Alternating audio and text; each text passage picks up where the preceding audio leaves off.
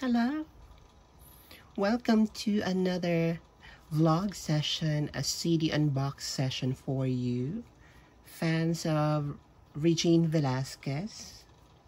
And it's another day for us to show you a CD that is very rare to come by.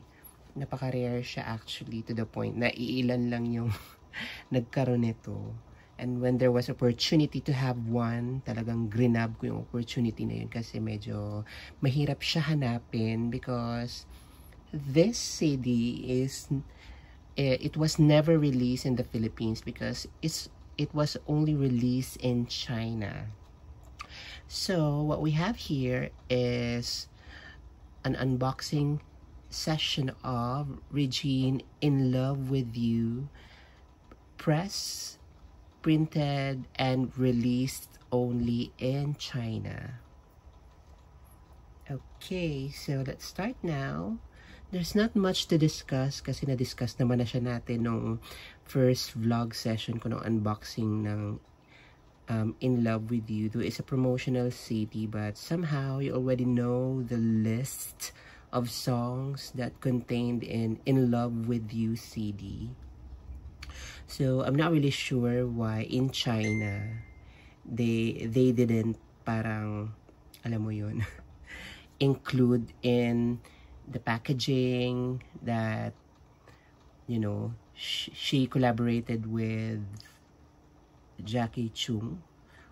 There's no point at all in the CD na alam mo hinighlight si Jackie Chung. Parang it seems na hinighlight lang siya sa mga Taiwan, Hong Kong, and Malaysian releases. But for the China release, wala.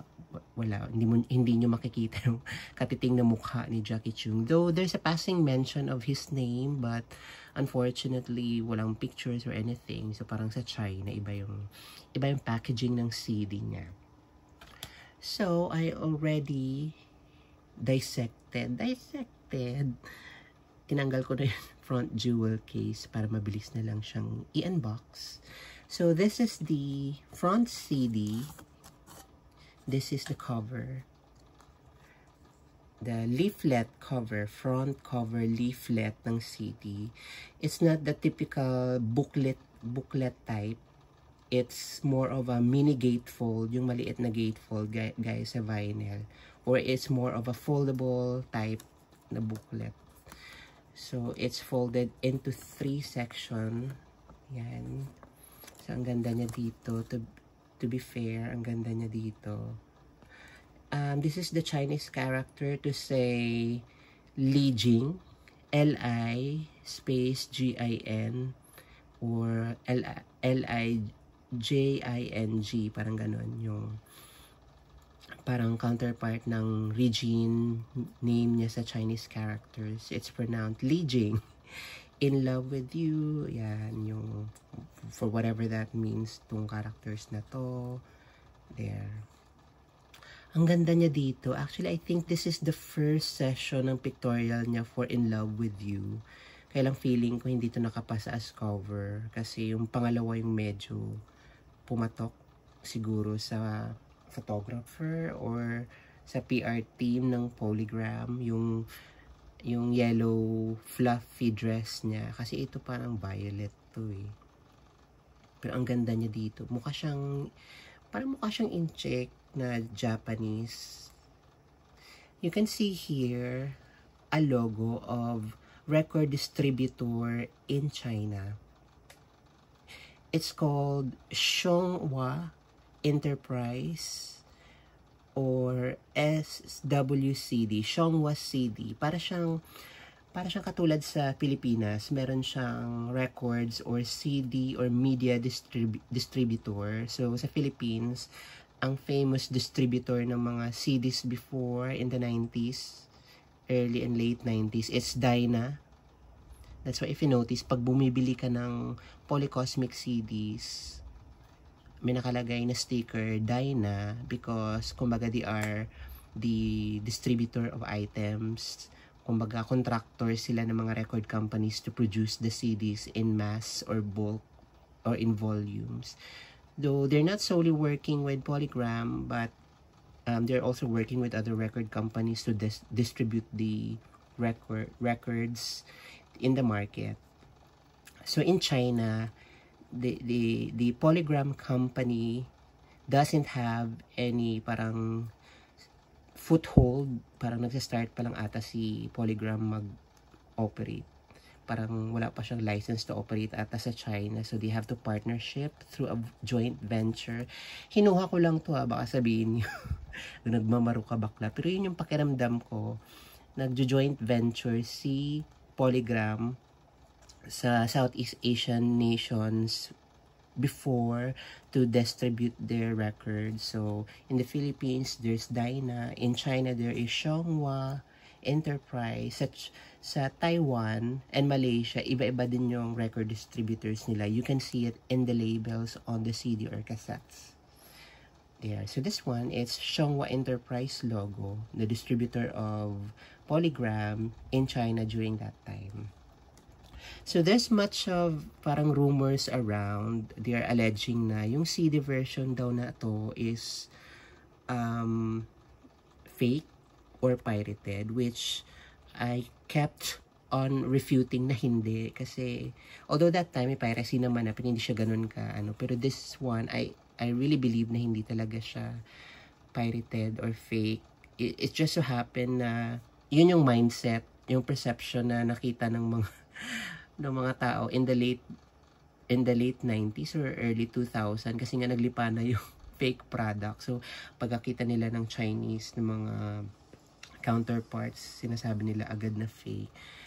I don't think that this is really fake. This is original. Nagkataon lang na Chinese kasi yung Chinese yung mga labels niya. But yeah. So this is it. This is the first fold view. It shows there the listing of cuts or songs. In love with you, the way love's meant to be, it's hard to say goodbye, reason enough, follow the sun, the moment you are mine, we will be together, I'm lost in lonely harmony, say you love me, I would die for you, what kind of fool I am, the moment you are mine. Parang wala namang difference, parang the same pa rin yung listing, no?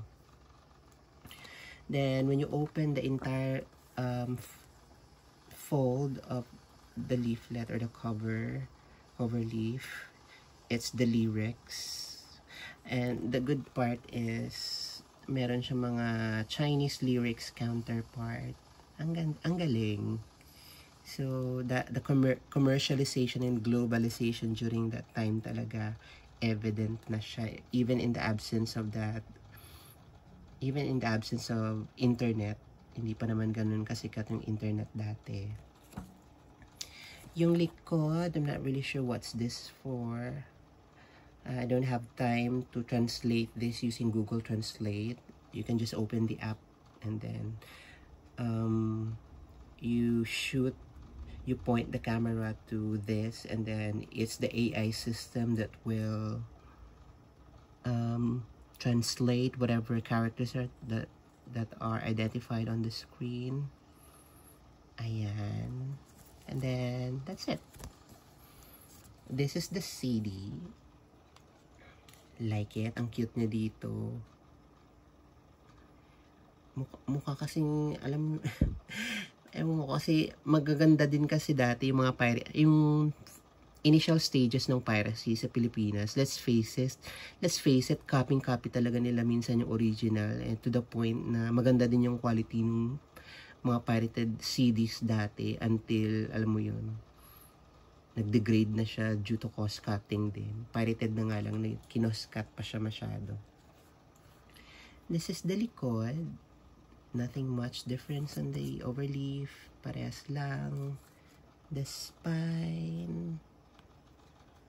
So that's the spine over there. Can you see it? It doesn't focus much, I'm afraid. There.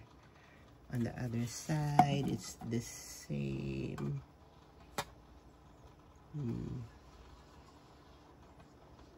There. It's because of the reflection kasi. Anyway, Basta yan. So, yeah. That's it. So, I hope you are able to enjoy this unboxing session. FYI, how I was able to buy this. Would you believe it na nabili ko to sa Shopee and sealed. Sealed siya, and then the shop is based abroad in China. Ang problema, after I posted it in Regine Velasquez group page, maraming bumili. For some unknown reason, na-ban yung page. So, nawala na naman ng binilhan yung mga bakla. So, ayun, ang swerte namin na nakabili nito, na sealed pa siya. Siyempre, in-unseal ko na siya. Binili ko to nung 2022. And the price was around 2.5. Ang mahal niya, ha? Although, ang mahal niya, yet, swerte ko, binili ko talaga.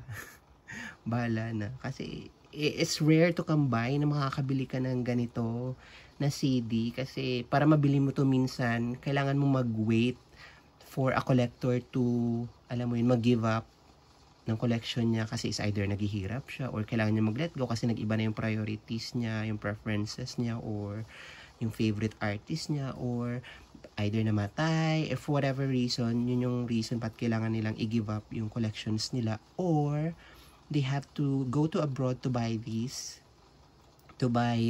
CD, or kailangan nila mag-order through eBay, Discogs, para mabili to. But for me, to be able to buy this through the Shopee platform, ang swerte ko. Ang swerte naming nakabili. Kaya when I was able to buy it, I shared it straight away to Regine Velasquez group page para yung iba makabili din. Kasi as much as possible, I want everyone to be happy. Hindi pwedeng, may iba kasing mga buyer na parang ayaw kahit na lang mag-tip kung saan niya nabili, ayaw magsabi. Grabe talaga sila. So, when you have a chance, please help other collectors as well. Tell them where did you buy it, especially if hindi mo naman siya nabili na, alam mo yun, localized or rare. If there's a chance to tell, oh, nabili ko to dito, bili kayo, dali, share it. Kasi, it will help a lot. It will help other Regine Velasquez collectors to have a sense of accomplishment, knowing na collectors like us, like sa akin, na late na ako nag-start mag-collect. I've chased several years of lost years that I should have collected these items already. So imagine, kailan lang ako nag-start mag-collect ng CDs? 2014. Tapos pautay-utay pa kasi walang pera. Cassettes as early as 1998, 99, doon ako nag-start. Pero, alam mo yung nagko-collect ka na pautay-utay, hindi yung on the spot mabibili mo siya, kailangan mo muna pag-ipunan. By the time na nabuo mo na yung pera, wala na, sold na, or nabili na ng iba. Kaya, nung nagkaroon ako ng konting pera, kahit gaano kamahal, binibili ko kaagad. Kasi, I'm trying to chase those years that I'm supposed to, to achieve having these CDs already. So, medyo hindi na rin naman tayo bata. So, as much as possible, makokollect na natin tong mga to as early as we can so that we can have that sense of accomplishment. Okay, so that's it. So, I think that ends our CD unboxing session for today. And next time, I'm going to show you another interesting CD, another rare CD na hirap din yung mga kabaklaan bilhin at hanapin kasi sobrang rare niya. So, keep watching. Please like and subscribe. And see you next time. Bye!